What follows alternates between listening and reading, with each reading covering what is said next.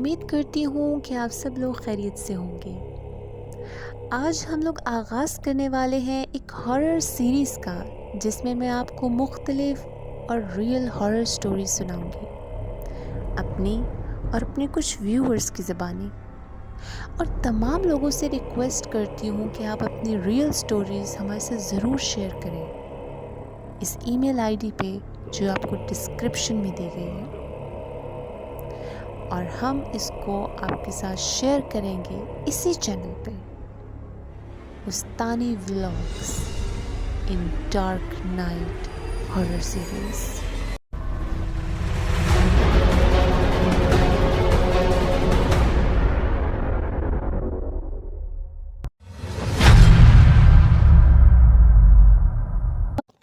Viewers, जैसे कि आप जानते हैं कि अल्लाह ताला ने इस दुनिया में बहुत सी मखलूक़ात तख्लीक की हैं, जिनमें इंसान, हैवान, चरिंद परिंद, हशरात और जिन्नात शामिल हैं। और आज की इस एपिसोड में हम बात करेंगे जिन्नात के हवाले से। और मैं हूँ आपकी होस्ट उस्तानी व्लॉग्स, और मेरे साथ मौजूद है मेरी को होस्ट महविश। अस्सलाम वालेकुम व्यूअर्स, कैसे हैं आप सब? हम तो बिल्कुल ठीक हैं। आगे उम्मीद करते हैं कि हमारे व्यूअर्स भी बिल्कुल ठीक ठाक हों। तो फ्रेंड्स, आज की इस एपिसोड में मैं आपके साथ अपने साथ हुआ एक इंसिडेंट शेयर करने वाली हूँ, जो बिल्कुल ही रियलिटी बेस्ड है। जैसे कि आप लोगों को मालूम है कि कुछ लोगों को रात भर जागने की आदत होती है, जैसे कि कुछ लोगों की लेट नाइट ड्यूटीज़ होती हैं, तो कुछ लोग एग्ज़ाम की तैयारी कर रहे होते हैं। इसी तरह मेरे साथ एक वाक़या पेश आया था जब मैं यूनिवर्सिटी स्टूडेंट थी और मेरे एग्ज़ाम्स होने वाले थे, और मैं रात को 3 या 4 बजे तक जागती थी और तैयारी करती थी। सर्दियों की रात थी और फ़ैन वगैरह ऑफ थे। मैं कॉफ़ी लेकर ड्राइंग रूम में बैठी और सोचा कि कुछ पढ़ लूँ। उस वक्त रात के तकरीबन 1:30 बज रहे थे और सुबह मेरा 9 बजे के करीब एग्ज़ाम था। तो मैंने अपनी बुक्स उठाई और पढ़ने लगी, तो अचानक मुझे कोई आहट सी सुनाई दी। जी बिल्कुल, सर्दियों में तो जैसे शोर भी आपको या ज़रा सी आहट भी क्लियरली सुनाई देती है।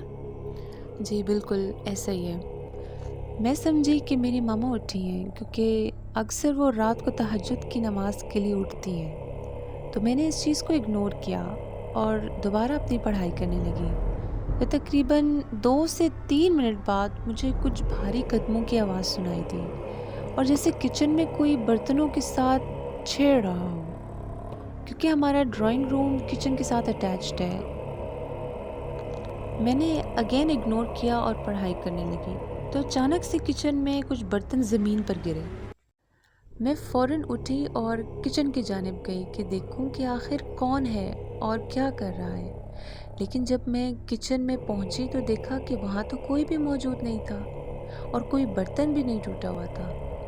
फिर मैं ये देखने के लिए गई कि मामा या भाइयों में से तो कोई नहीं जागा हुआ। लेकिन जब मैंने ये देखा कि सब तो सो रहे हैं और अपने अपने रूम्स में हैं और उनके रूम्स की लाइट्स भी ऑफ हैं, तो मुझे थोड़ी घबराहट महसूस हुई। मैं दोबारा ड्राइंग रूम में आई। मेरे माइंड में बहुत सी खौफनाक चीज़ें चल रही थी, जैसा कि ऐसा ना हो कि कोई मेरे पीछे से मेरे शोल्डर पे हाथ रख रहा है, सोफ़े के नीचे से किसी का हाथ निकला है और मेरा पाँव पकड़ लिया है। जब हम अकेले होते हैं तो हर चीज़ हमें बहुत क्लियर सुनाई देती है और महसूस भी होती है। मुझे ये भी लग रहा था कि ड्राइंग रूम के वॉशरूम में कोई है, क्योंकि उस वक्त लाइट्स वहाँ की ऑफ थी।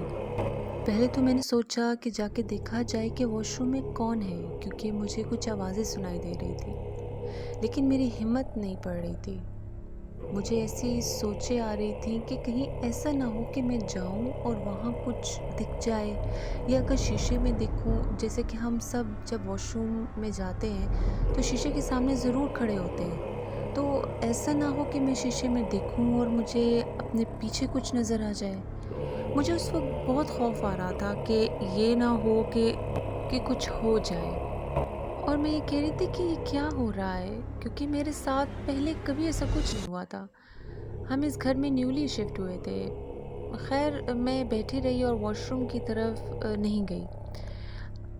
अपनी बुक्स बंद की और सोचा कि अब सुबह ही उठ के पढ़ूँगी। मैंने बुक्स और कॉफ़ी के कप वहीं छोड़ा और उस जगह से उठ के बाहर चली गई कि मुझे ऐसा लग रहा था कि मेरे पीछे से कोई तेज़ी से भागा है और मुझे एक ज़ोरदार आवाज़ सी सुनाई दी। मैंने घबराहट से पीछे मुड़ के देखा तो मेरा कॉफ़ी का कप टूटा हुआ था और कॉफ़ी भी गिरी हुई थी।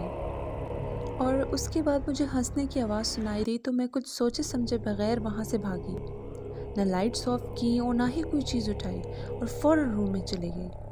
मैं अपने मामा पापा के साथ सोती हूँ क्योंकि मैं अकेले नहीं सो सकती, मुझे डर लगता है और मुख्तलिफ़ चीज़ें महसूस होती हैं। खैर मैं रूम में आई और लेट गई बट काफ़ी टाइम तक मुझे नींद नहीं आ रही थी। डिफरेंट ख़यालात मेरे माइंड में गर्दिश कर रहे थे। मेरे पसीने भी छूट रहे थे और इवन मुझे एसी वाले रूम में भी गर्मी लग रही थी। हमारे रूम में 0 वॉट्स का बल्ब लगा होता है, ब्लू जिसकी लाइट। काफ़ी टाइम तक मैं जागी रही और मेरी आंखें खुली हुई थी और मैं इधर-उधर देख रही थी। मेरी हार्ट बीट भी बहुत तेज़ हो चुकी थी। मैंने आयतुल कुर्सी पढ़ी और मुख्तलिफ सूरात पढ़ी तो मुझे नींद आ गई और मैं सो गई। अब मैं ड्राइंग रूम में देर रात तक नहीं बैठती क्योंकि मुझे उधर खौफ आता है और ऐसा लगता है कि जैसे उधर कोई है और मुझे देख रहा है कि मैं क्या कर रही हूँ। बिल्कुल, आपने सही कहा। आपकी स्टोरी सुन के मुझे गूज़ बम्प्स आने लग गए हैं क्योंकि मैं बहुत ज़्यादा इन्वॉल्व हो गई थी। और वाक़ई में ऐसा होता है, जो लोग अक्सर देर रात तक जागते हैं या स्टडीज़ करते हैं, उनको कुछ ना कुछ ऐसा फ़ील ज़रूर होता है। तो मैं भी इसी से रिलेटेड आपको अपने साथ पेश आने वाले एक वाक़ये के बारे में बताती हूँ। ये मेरे स्कूल टाइम की बात है कि मेरे फाइनल्स होने वाले थे और उसकी प्रिपरेशन के लिए जो है मैं ड्राइंग रूम में बैठ के तैयारी कर रही थी। और ड्राइंग रूम आपके घर में एक ऐसा रूम होता है कि जहाँ आप इजीली बैठ के अपना हर काम कर सकते हैं, स्टडीज़ कर सकते हैं और जो भी आपने फोकस जिस पे काम पे होता है वो कर सकते हैं आराम से। तो मैंने भी कहा कि वहाँ पे बैठ के पढ़ती हूँ ताकि कोई मुझे डिस्टर्ब ना करे। और चूँकि हम छोटे थे तो हमारे पेरेंट्स हमें लेट नाइट तक जागने नहीं देते थे। तो इसी तरह यही कोई 9 या 10 बजे का वाक़या है ये, जो मेरे साथ हुआ था। ऐसा था कि मैं पढ़ रही थी तो अचानक मुझे वॉशरूम जाना हुआ। वॉशरूम से होके जब मैं बाहर आई हूँ तो मैंने मामा को देखा अपने सामने। वो काफ़ी घबराई हुई खड़ी थीं और खौफ़ज़दा थीं। तो मैं उनको देख के परेशान हो गई एकदम कि अल्लाह खैर करे, पता नहीं क्या हो गया अचानक एकदम मुझे इतनी परेशान सी दिख रही हैं। तो मैंने पूछा, मामा आपको क्या हुआ, सब खैर तो है?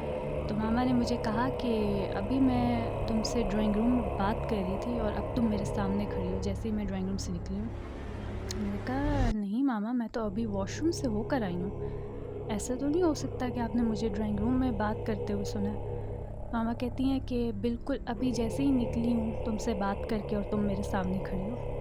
तो हैरानगी मुझे हुई थी, मुझे लगा शायद मामा को कोई कन्फ्यूजन हुई है कि क्या हुआ है, उनको शायद कुछ समझ नहीं आया। तो थोड़ी देर बाद जब वो ठीक हो गई थोड़ा सा तो मैंने उनसे फिर पूछा कि बात क्या हुई है। तो उन्होंने मुझे बताया कि मैं अंदर गई थी फ्रीज़र से कुछ निकालने, तो तुमसे मैंने बात की और पूछा कि तुम भी ये खाओगी और तुमने मुझे आगे से जवाब दिया मैं खाऊंगी। और सेकंड टाइम भी जब उन्होंने पूछा कि ये भी खाओगी क्या, मैं तुम्हारे लिए ये भी फ्राई कर दूं, तो उन्होंने फिर मुझे कहा कि तुमने मुझे आगे से रिप्लाई किया और दोनों बार में ही जवाब आया था मुझे। तो मामा सुन के बाहर आ गई कि पढ़ रही है, चलो ज़्यादा बात नहीं करती इससे। जब बाहर आई मामा तो मैं सामने उनके खड़ी हुई थी, जो कि मैं ड्राइंग रूम में जा रही थी वॉशरूम से होके। मामा कहती हैं बस मैं शॉक हो गई थी तुम्हें देख के वहीं पे कि ये क्या हुआ, अभी तो मैंने इससे बात की है और ये एकदम मेरे सामने कैसे आ गई।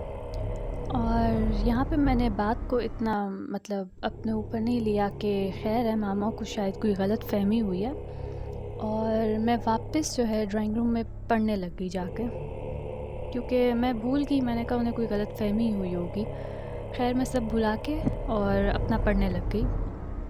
तो थोड़ी देर बाद मेरी सिस्टर जो है वो ड्राइंग रूम में आई और मुझे कहा कि मैं नमाज़ पढ़ने अपने कमरे में जा रही हूँ, अगर आपको कुछ लेना हुआ तो आप खुद ले लेना। मैंने कहा ठीक है, दरवाज़ा सही से बंद करके जाओ। जब वो दरवाज़ा सही से बंद करके चली गई तो उसके बाद मैं दोबारा पढ़ने लग गई और कोई 10-15 मिनट ही ऊपर हुए होंगे तो मुझे ऐसा लगा कि मेरे साथ कोई चीज़ मुझे महसूस हुई, लेकिन मैंने फिर भी इग्नोर की। मैंने कहा अकेले बैठ के इंसान को वैसे भी सोचें आती हैं, तो मैं ये सोच ख़त्म करके तो अपनी जो स्टडीज़ है उस पर फोकस करती हूँ। तो कुछ ही सेकंड्स के बाद फिर मुझे महसूस हुआ कि कुछ है साइड पे, जो कुछ ज़रूर है। तो मैंने